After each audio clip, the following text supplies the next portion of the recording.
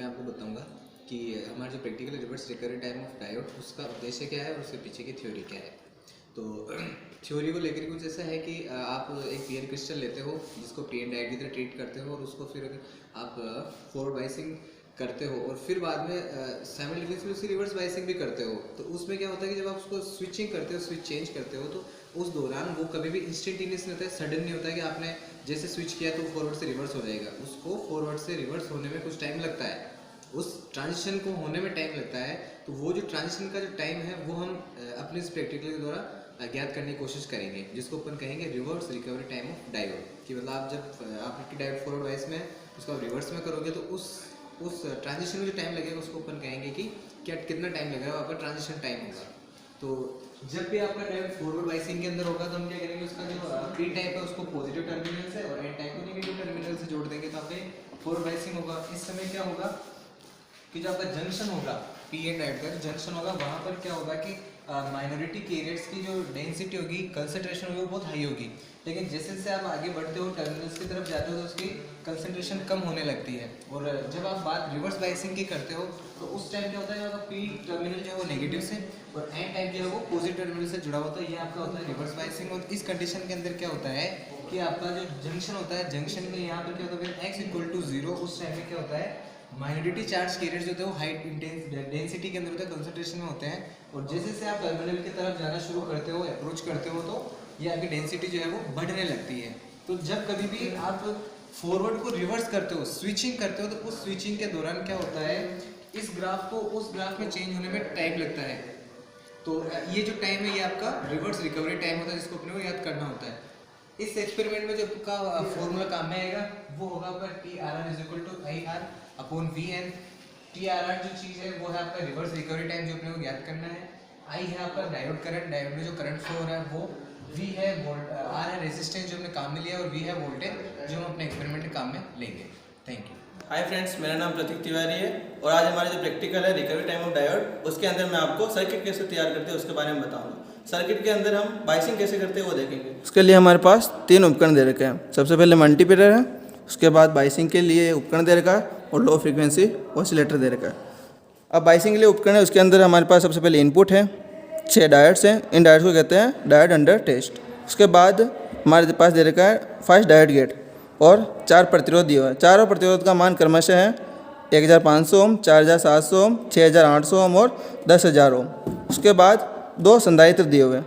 संधारित्र के बाद हमारे पास आउटपुट दिया हुआ है और आउटपुट के बाद एमीटर दिया हुआ है जिससे हम धारा का मान ज्ञात करेंगे। अब हम सबसे पहले बाइसिंग करते हैं। बाइसिंग के लिए हम ऑसिलेटर को इनपुट से कनेक्ट करेंगे।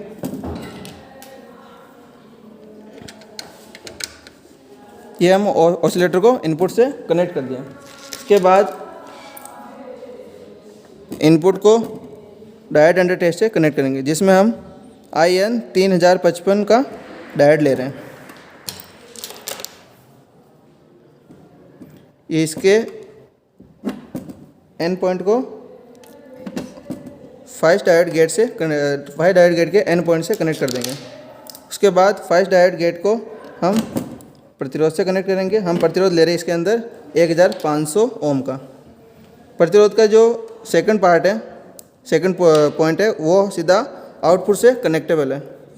उसके बाद हम डायोड 5 गेट को के पी पॉइंट को संधारित्र से कनेक्ट करेंगे और हमारे पास 2 संधारित्र, उसमें से हम एक संधारित्र लेंगे। इसका मान है 0.001 MFD। उसके बाद हम आउटपुट को एमीटर से कनेक्ट कर देते हैं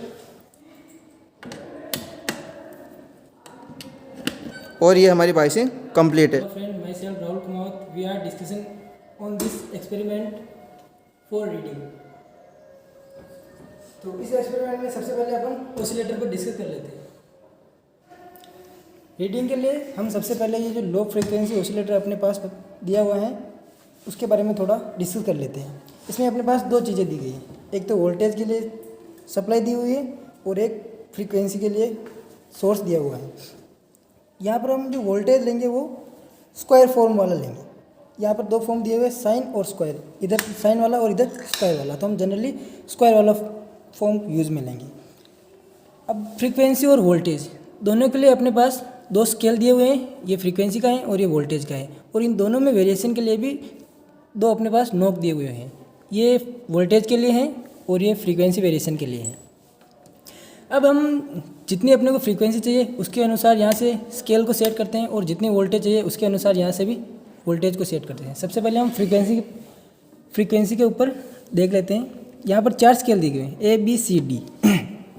ए का मतलब यहाँ से 20 से 200 को रेंज को अपने 20 से 200 की रेंज की अपने को फ्रीक्वेंसी लेनी है।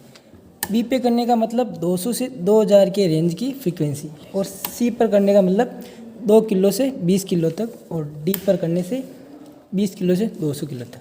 और जैसे हमने एक स्केल चूज कर लिया और अपने को जितना वेरिएशन चाहिए वो यहाँ से कर लेंगे। एज इट इज ऐसे ही वोल्टेज के लिए 5 स्केल दिए गए हैं, 0 से लेकर 5 तक। अपने को जितनी वोल्टेज की रेंज चाहिए वहाँ से हम सेट कर लेते हैं, जैसे 3, 4, 5, और यहाँ से वेरिएशन कर लेते हैं। यहाँ से वोल्टेज मेजर करने के लिए जनरली हम वोल्ट मीटर यूज में लेते हैं, लेकिन हम यहाँ पर मल्टीमीटर यूज में लेंगे।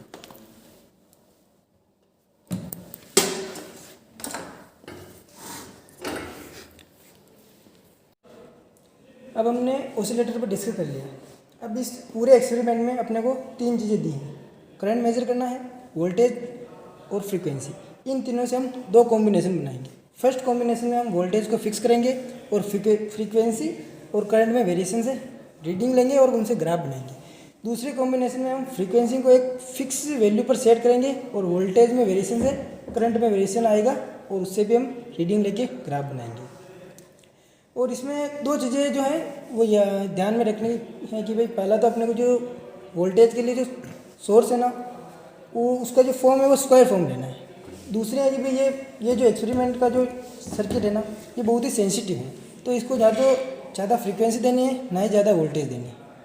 तो अपने को जो मैक्सिमम स्केल है डी वाला, इस पर अपने को जो वेरिएशन है वो सबसे कम रखना है, और इस पर वोल्टेज के लिए ज़्यादा से ज़्यादा 5 पर अपने को नहीं जाना है, 4 तक ही अपने को रीडिंग लेनी है। और इस एक्सपेरिमेंट में हम जनरली सी और डी स्केल का यूज में लेंगे फ्रीक्वेंसी के लिए, और वोल्टेज के लिए हम जनरली 4 पर रखेंगे। तो सबसे पहले अपन पहले रीडिंग लेते हैं ये सी स्केल पे, और ये वोल्टेज 5 सबसे मिनिमम हो गया दोनों, ठीक है।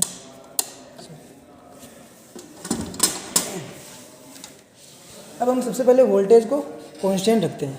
ये रहा अपने पास मल्टीमीटर, और मैं मल्टीमीटर से लेना चाहता हूँ 20 वोल्टेज एसी करंट की रेंज। ये एसी है और ये डीसी है, तो हम एसी लेंगे, और वो भी 20 वोल्टेज रेंज की, ठीक है। अब मैं सबसे पहले इसको चेक करता हूँ, लेकिन अभी इसमें काफ़ी वेरिएशन आ रहे हैं।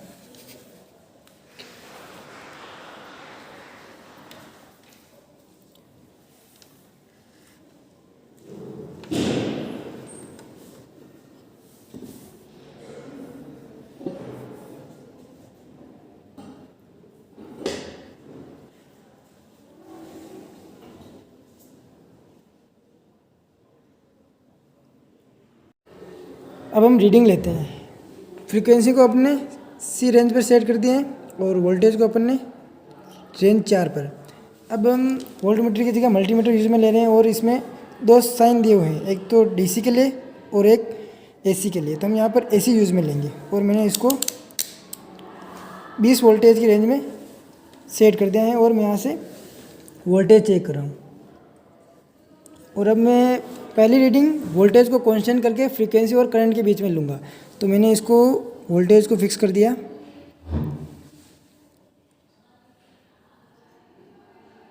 3.85 पर, ठीक है। और अब मैं यहाँ से फ्रीक्वेंसी में सी स्केल से वेरिएशन करूँगा, और यहाँ पर करंट में जिस रेंज पर आपको वेरिएशन आ जाएगा वो हम नोट कर लेंगे। और यहाँ पर अपने को जनरली ये करंट के लिए 2 पर आ रहा है ये सिग्नल, तो अब 2 से जैसे ही 3 पे आएगा उसके लिए हम फ्रीक्वेंसी देखते हैं। तो वेरिएशन हो रहा है,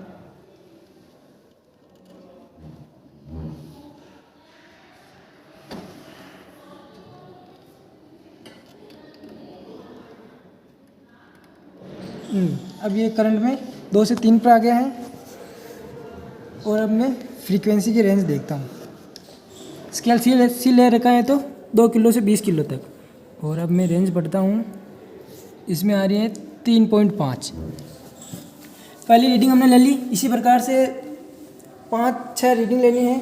अब 2 से 3 पे आया तो अब 3 से 4 पर जो फ्रीक्वेंसी आएगी वो लेनी है। 4 से 5 पर फ्रीक्वेंसी, ऐसे अपने को रीडिंग और ग्राफ दोनों बनाने हैं। अब हम आते हैं फ्रीक्वेंसी को कांस्टेंट करके वोल्टेज और करंट के बीच में ग्राफ बनाते हैं। तो अब मैं सी स्केल पर फ्रीक्वेंसी को कांस्टेंट करता हूँ।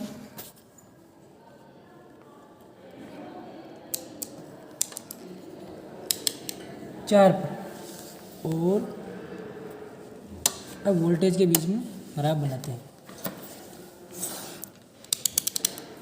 ये वोल्टेज अपना मल्टीमीटर ऑन ही है।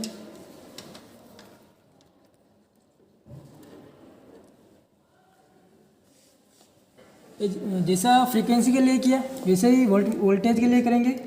अब इसमें जो ये सिग्नल है वो 1 पर है, तो जैसे ही 1 से 2 पे आएगा वो अपन वोल्टेज नोट कर लेंगे। अब मैं स्केल 4 पर इसको वेरी कर रहा हूँ।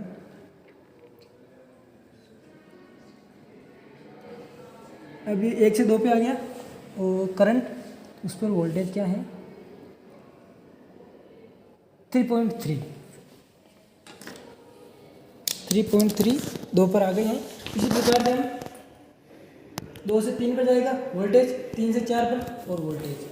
इस प्रकार से हम 4-5 सेट लेंगे और ग्राफ बनाएंगे, और ये अपना रीडिंग का काम हो चुका है।